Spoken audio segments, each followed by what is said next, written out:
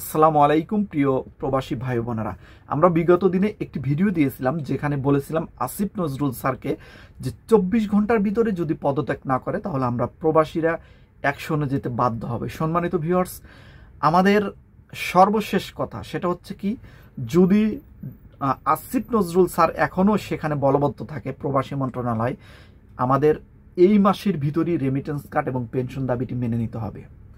যদি পেনশন এবং remittance card দাবিটি এই মাসের ভিতর মেনে নিতে সে ব্যর্থ হয় তাহলে অবশ্যই তাকে সে পদত্যাগ করবে সসম্মানে।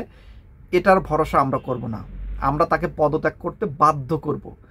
লাস্টবারের মতো ওয়ার্নিং দিচ্ছি, সেটা হচ্ছে প্রবাসীদের জন্য যে কাজ করবে, সেটা আসিফ নজরুল হোক অথবা যে কেউ হোক, আমাদের কোনো সমস্যা নাই, তবে কাজ করতে হবে। যেহেতু কাজ করতে ব্যর্থ হয়েছেন, যার কারণে আমরা কিন্তু বলেছি যে আপনাকে 24 ঘন্টার ভিতরে পদত্যাগ করতে হবে। আপনি যদি কাজ করতেন তাহলে কিন্তু আপনাকে এই কথা বলার প্রয়োজন ছিল না। তাই অবশ্যই এই বিষয়টি মাথায় রাখবেন। আপনি যদি পদত্যাগ এই মাসে স্বেচ্ছায় নাও করেন, আপনি যদি রেমিটেন্স এবং পেনশন কার্ড এবং প্রবাসীদের যে পাসপোর্টজনিত সমস্যা আছে এইগুলোর যদি সমাধান করতেও না পারেন, তাহলে আপনাকে সেখান থেকে কিভাবে নামাতে হবে, আপনাকে সেখান থেকে টেনে হিচড়ে প্রবাসীরা নামাবে, আপনাকে নামাতে বাধ্য করা হবে রেমিটেন্স শাটডাউনের মাধ্যমে অথবা যে কোনো উপায়ে। তাই অবশ্যই প্রবাসীদের না কাজ করুন সম্মান সহকারে। এখনও স্যার বলি আপনাকে, আপনি আমাদের হতাশ করেছেন, আপনার উপর অনেক আশা আকাঙ্ক্ষা ছিল। আশা আকাঙ্ক্ষা কেন থাকে একটা মানুষের প্রতি? তার প্রতি ভালোবাসা থাকলে, তার প্রতি বিশ্বাস থাকলে মানুষের আশা আকাঙ্ক্ষা থাকে। আপনি প্রথমে প্রবাসীদের সম্পর্কে ভালো ভালো কথা বলে, ভালো ভালো কাজ করে, না ভালো ভালো কথা বলে প্রবাসীদেরকে আশা জাগিয়েছিলেন, কিন্তু লাস্ট মুহূর্তে এসে আপনার মিষ্টি কথায় যে চিড়ে ভেজে না, সেটার প্রমাণ হয়ে গেছে। আপনি কোনো কাজ করতে পারেননি। তাই অবশ্যই এখন থেকে কথা কম, কাজ বেশি।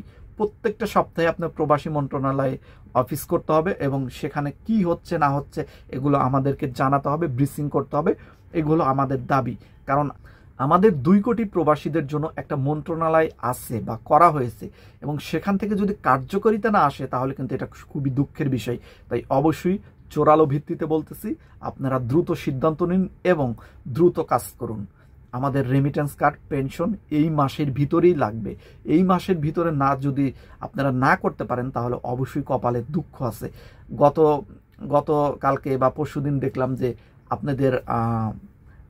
আপনারা সরকারি চাকরিজীবীদের স্যালারি বৃদ্ধি করতেছেন এবং তাদেরকে এক্সট্রা ভাতা দিচ্ছেন। অবশ্যই এটার সাথে আমরা দ্বিমত নয়, তাদের দিতেই পারেন, অবশ্যই দেবেন, তবে আমাদের দাবিটাও মেনে নিতে হবে। আমাদের দেবেন না, শুধু তাদেরই দেবেন, আমাদের বঞ্চিত করবেন। আমাদের নাই, তারপরে মানে হচ্ছে কি, একটা উদাহরণ দিচ্ছি, যে খায়নি তার জন্য রান্না করো, আর যে খেয়েছে তার জন্য আবার খাবার টেবিলে সাজিয়ে দাও। মানে বিষয়টি এরকমই হয়েছে। আমরা না খেয়ে আছি, ধরে উদাহরণস্বরূপ, আমাদের পেনশন নাই, কোনো কিছু নাই, আমাদের অধিকার নিশ্চিত না। আর ওইদিকে সরকারি চাকরিজীবীর যেটুকুই বেতন থাক অথবা পেনশনও তো আছে, এরপরও তাদেরকে বৃদ্ধি করে দেওয়া হচ্ছে। আর আমাদের কোনো খবরই নাই, কোনো নামগন্ধ নাই, কথাবার্তাও নাই। মানে আমরা হচ্ছি খেলার পুতুল, আর আমরা হচ্ছি শুধু দেওয়ার জন্য এসেছি। 2 কোটি প্রবাসী কি পরিমাণ রেমিটেন্স বাংলাদেশে পাঠায় এবং সহযোগিতা করে, এইগুলোও যদি ভুলে যান অকৃতজ্ঞর মতো, অবশ্যই আমরা কিন্তু মনে করিয়ে দেব। অবশ্যই এখনও আপনাদের বারবার বলে যাচ্ছি, ওয়ার্নিং দিচ্ছি, লাস্ট মাস ডিসেম্বর মাস লাস্ট, আমাদের বিজয়ের মাস। এই মাসে আমরা রেমিটেন্স শাটডাউন দিচ্ছি না, কারণ এই বিজয়ের মাসকে আমরা কুলসিত করতে চাই না।